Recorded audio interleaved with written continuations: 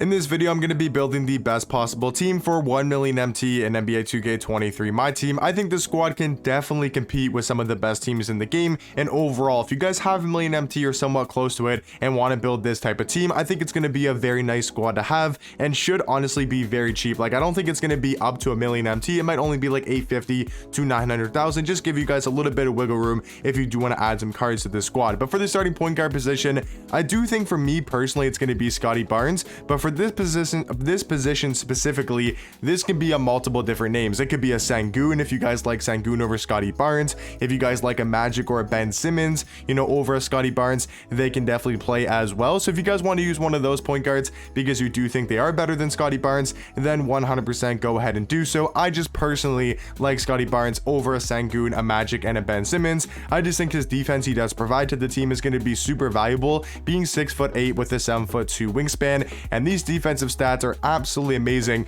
Pretty much maxed out, having a 94 block, 96 steal, 96 lateral quickness, 95 perimeter, and a 93 interior defense. And then honestly, I don't think his jump shot's that bad. I think that's why I do like this card, because I feel like I can actually green very consistently with Scottie Barnes' release. And then he's also got some amazing dribble sigs. Like, his movement is so good for a 6'8" point guard. He's got the MJ dribble style, but mainly the Steve Francis size up and the John Wall escape. You can argue that is the best escape in the game, and that is the best size up. I do think that is the best size up, and I have John Wall as the second best escape in the game. It's super nice for, you know, creating space, especially the Steve Francis size up. So all around movement is really good for Scottie Barnes, and he only goes for about 60,000 MT. At least that's what I checked last, because the market is super low right now. So if you guys are watching this video before season 6 does come out, he's around about 65,000 MT, maybe a little bit more, maybe a little bit less. The shooting guard, I think for me, is very obvious. I feel like it's got to be the Galaxy Opal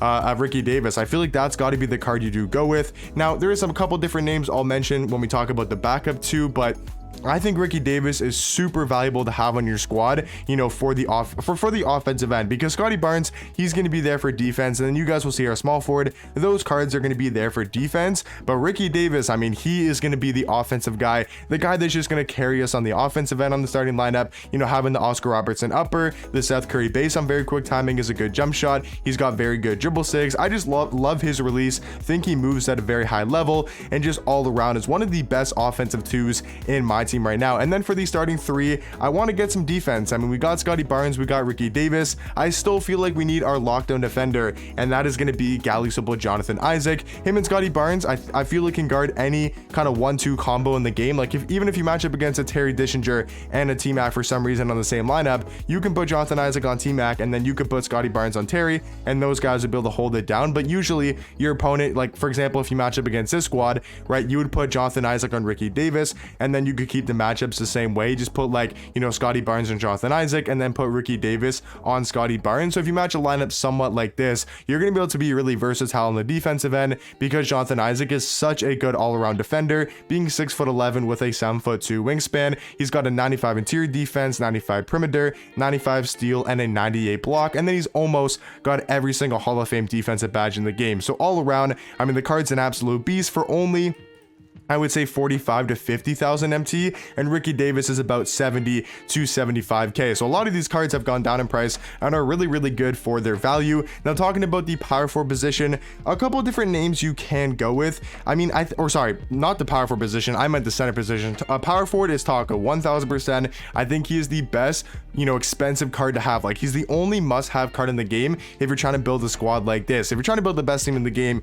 you need like the T-Mac, the Yao Mings, the Terry Dishinger. But if you're not trying to go after those big fishes that go for like 900,000 MT, maybe even a million for T-Mac, Taco Fall, I think for me personally, provides the most value for only about 300,000 MT or lower. Because of the market crash with the super packs, I got my Taco Fall for 250,000 MT. We have not seen him that low since he dropped in the out of position set, and maybe I don't think we've ever seen him that low at around 250k. So I got a great deal on mine. You should be able to get this card for still around 300,000 MT or lower, which is extremely good value value for the power forward position. And then, like I mentioned, at center, what I meant to say is you can really go with a bunch of different names. I think for me personally, I like the combo of Dino and Taco Fall in the front court. That's personally what I run on my lineup right now. I like to have Dino at the power forward position, a super mobile power forward, does have really good sigs, a great jump shot, and overall plays good defense. He has an 8-foot wingspan. And then we pair him next to my center in game, who's Taco Fall, the guy that's going to be guarding the other team center. So if I match a Yao Ming at the 5,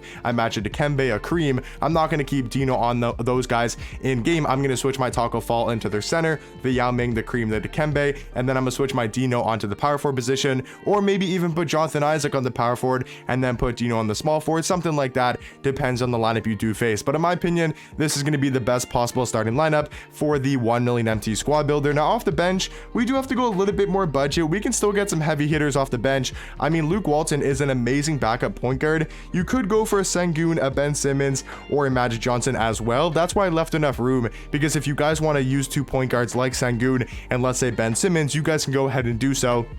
And that's why I left like 100 to 150,000 MT, so you guys can kind of add some cards where you guys feel like is best for you personally. For me, I like Luke Walton more than a Ben Simmons, more than a Magic, maybe not more than a Sengun, but I wanted to save you guys some MT. But yeah, Luke Walton, I think, is an amazing backup point guard. He only goes for 10,000 MT, which is extremely good value for a 6'8" point guard with a really good jump shot, and he's going to be a very good defender. Now for the backup 2, I think you probably want to go with Vince Carter. Now you can go for Scottie Pippen, and you could run a lineup like this and then have Vince at the 2 and Pippen at the 3. I think that's perfectly fine to go ahead and do so. I think for my lineup, I do want to go Vince at the backup 2, and then I'll talk about the small forward here in a second. But Vince Carter, amazing on the offensive end, maybe not as good offensively as a card like Ricky Davis, and that's why he's coming off the bench. And I also think Ricky might have a little bit more defense, but still a great jump shot, has pretty good dribble sigs, and all around is still, for his price tag, one of the better value shooting guards in the game for only about like 70,000 MT, probably a little bit lower now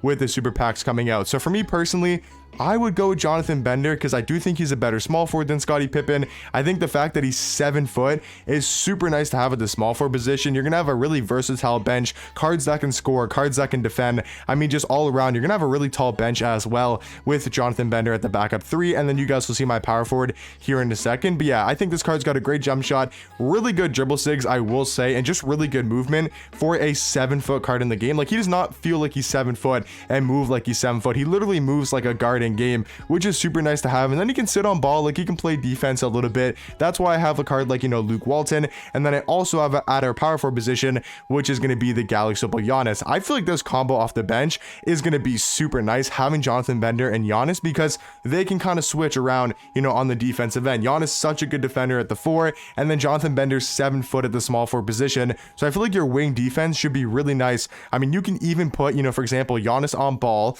then you can move Jonathan Bender to guard the power forward. You get a Vince Carter, for example, guarding maybe the small forward, and then have a Luke Walton on their point guard. Like, for example, if you match up against a T-Mac off the bench or a Terry Dissinger off the bench, you could put Giannis on them, move Jonathan Bender to the power forward spot, have Vince Carter guard the small forward, who's like maybe a Bill Russell, Jonathan Isaac, or a Bender. He can definitely contain one of those cards, and then you have Luke Walton on their point guard. So I feel like this bench has a lot of versatility, scoring the ball through Luke Walton, Vince Carter, and even Jonathan Bender can go get you a bucket. And then you got really good defense with Giannis. I mean, Jonathan Bender, Luke Walton, all can be very capable defenders. And now here's where I ran into a little bit of a problem, because there's so many different names you can go with for this backup 5. You can go for the Pink Diamond D-Rob. We don't have enough MT to get the Dark Matter version. I feel like D-Rob is a pretty good option. You could also go for Evan Mobley just to give some more versatility and just length at the center position. He's another really good choice. Diop, another really good choice if you do want to go for a budget center, because other than that, there's not too many names to play this backup 5. If you really like a card like Mark Eden, you could 1000% do so. And then maybe you could like go Jonathan Bender at the 4, and then you could look for like a Scottie Pippen at the 3, just to give you a little bit more offense if you wanted to do something like this. So there's a bunch of different things you can do with the backup bench. I think for me personally, I would go Bender at the 3, go Giannis at the 4, because Giannis is a better defender than Jonathan Bender, so he can guard the power forward position better.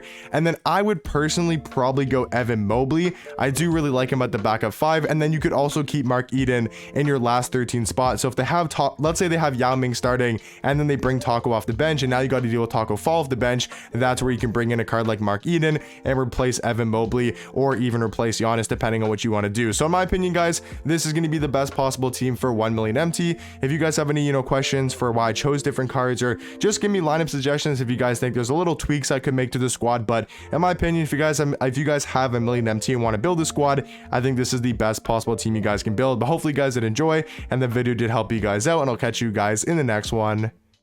Peace.